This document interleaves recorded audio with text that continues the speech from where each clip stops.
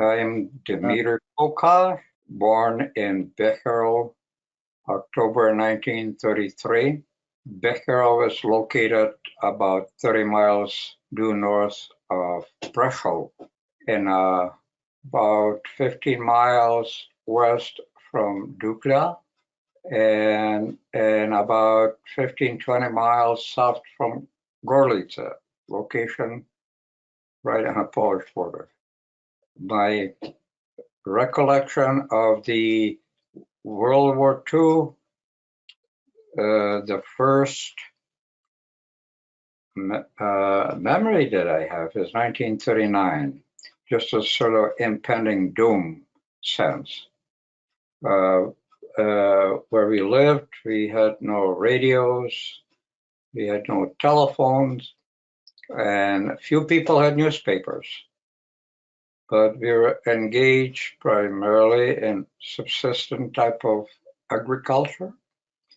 Had like 47 parcels of land throughout the Becquerel region. So we were preoccupied with that. As I mentioned, 1940 started school. We were issued a textbook first day, and were directed to remove the photos of Masaryk and Benner and insert a photo of Hitler. The primary language was Russian. Primary alphabet was Cyrillic. In second grade, the Latin alphabet and Slovak was introduced, although everyone understood both, proficient with both, and understood the languages, Czech, Slovak, Russian, Polish. This I know from just growing up there, and my mother negotiating exit visa, which took about 2 years and required to go to offices in Zborov, in Bardejov, in Prešov, in Bratislava, and Praha. 41 was the beginning of German invasion of Russia, and we had constant flow of German troops from Bardejov, the end of the railroad terminal, and into Poland by way of Gorlice.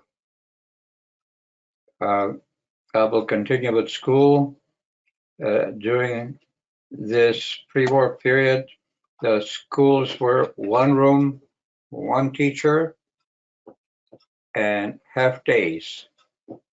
The morning, first 3 grades, afternoon were the other grades.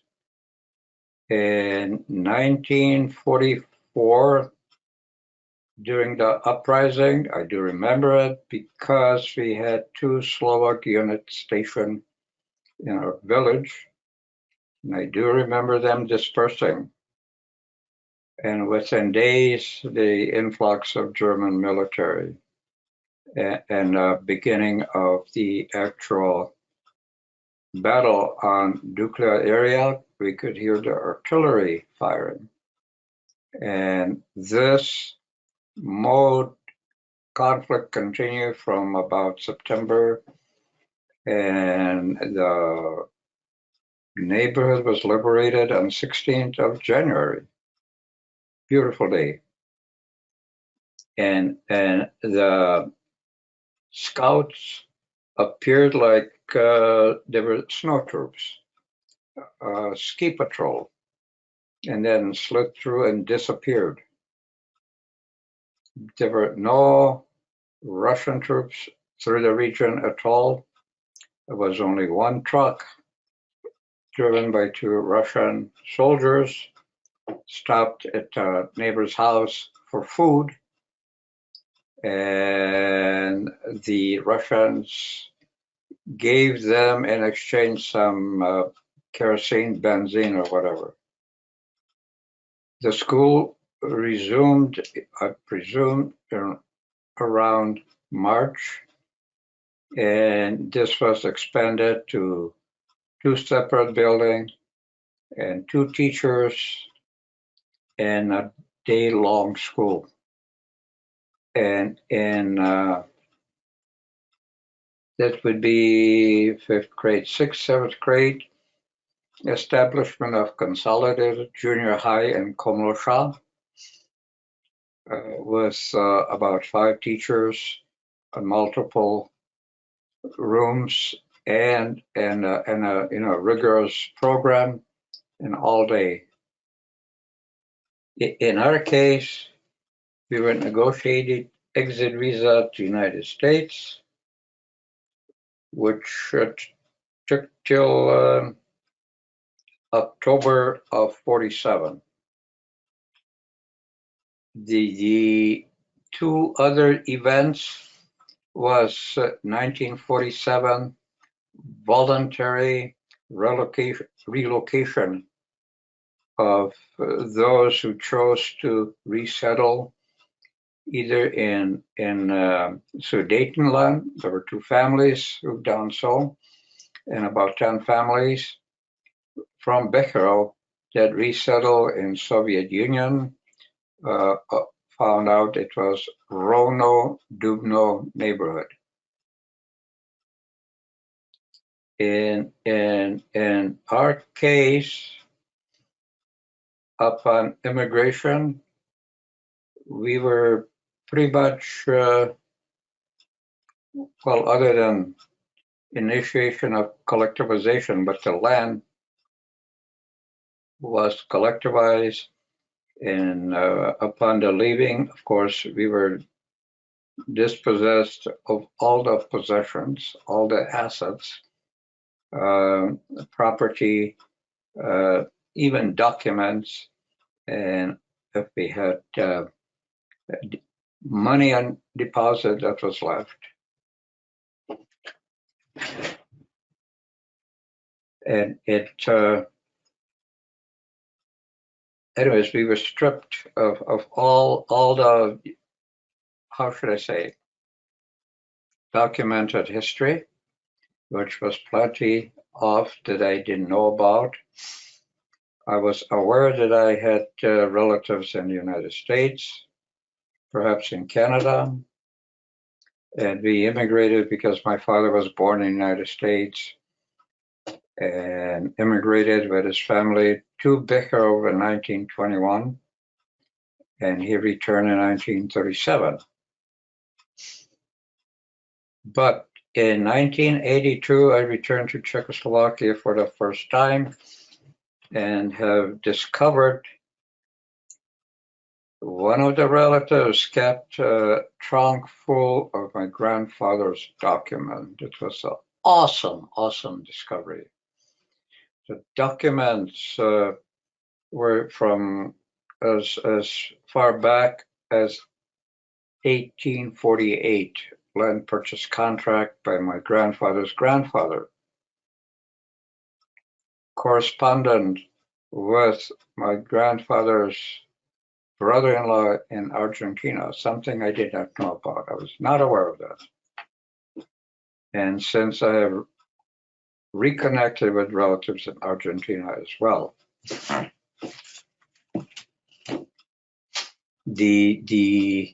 as I had mentioned, the documents, grandfather's documents, included grandfather's property probate papers, where I get the source of, legal documented property and holding and assets.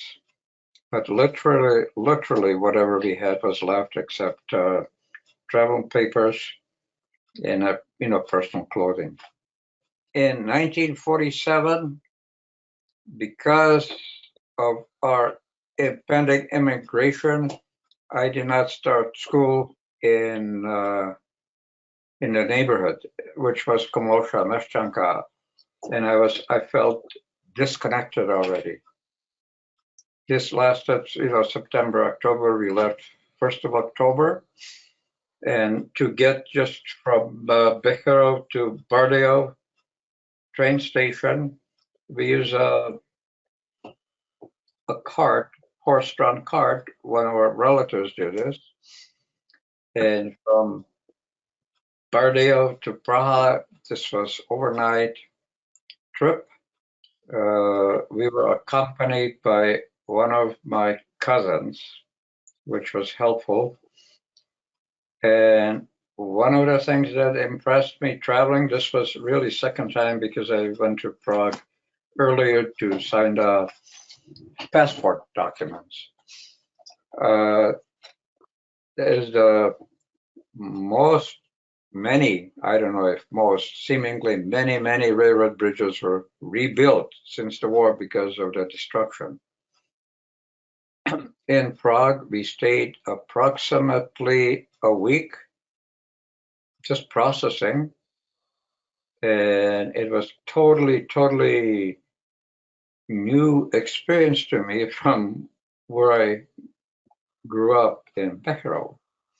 From Prague, we traveled by train to Paris by way of, I can't even remember at the moment, but I do remember the exit point. And we transferred through the French controlled region and were checked by the French security officer. Arrived in Prague and spent a night in a hotel. It was very pleasant. Went out for dinner even. And some of the workers in the hotels were Ukrainian. Traveled by train to the channel, took a boat. All of those experiences, new experiences to me. To England, and I believe it was by bus to London. And London, day was like you see in movies, foggy town. In London, we stayed in a hotel adjacent to a park, which still had a large fallout shelter visible in the park. And next day, I believe by train to, I think, the seaport. My memory, I think I mentioned the seaport, and boarded Queen Elizabeth. This was the most humongous structure I could have ever imagined. Didn't think that the ocean was big enough to sink it. The transport was probably 4.5 days. Very fast, very luxurious ship and accommodation, and smooth sailing. Arrived in New York. Was towards like late afternoon, daylight. View like you see in a movie, Statue of Liberty, those boats with fire hoses and on and on. We were met by my father. Some of I have not seen since 1937, and the only image of him I had was from some of the photographs that he sent. We went to Great Northern Depot, again, luxurious structure, and then overnight train to Minneapolis, stop in Chicago, again, had a dinner, and to Milwaukee Depot in Minneapolis, and we were picked up by my father's friend. I believe he had a truck, and my father accommodated us with a 2-room shared bath facility, but everything was different. In terms of living quarters, we had a farm, huge expanse. I knew everyone and everything. When I came here, totally new. Start from scratch, zero. Didn't know language. Can't think of knowing a single word of English. So that was the toughest, the language, and of course, just the writing, spelling was not Cyrillic, which took something for me to get used to. And I'm still struggling with it to some extent. Our house was occupied. This became the state property, and one of the townspeople laid a claim to it and lived in it from about 15, no, I think 16. Grandmother lived in the house until 1957, but she also had someone else billeted in the house for housing purposes. I don't know what the purposes might have been. And that house is from, I think, probably late 50, no, 05, I believe. Pictures probably 05. But I also visited a place in 2012, and currently the property was purchased by one of the former neighbors. It will be torn down and a new structure rebuilt. And this is a marvelous, marvelous countryside.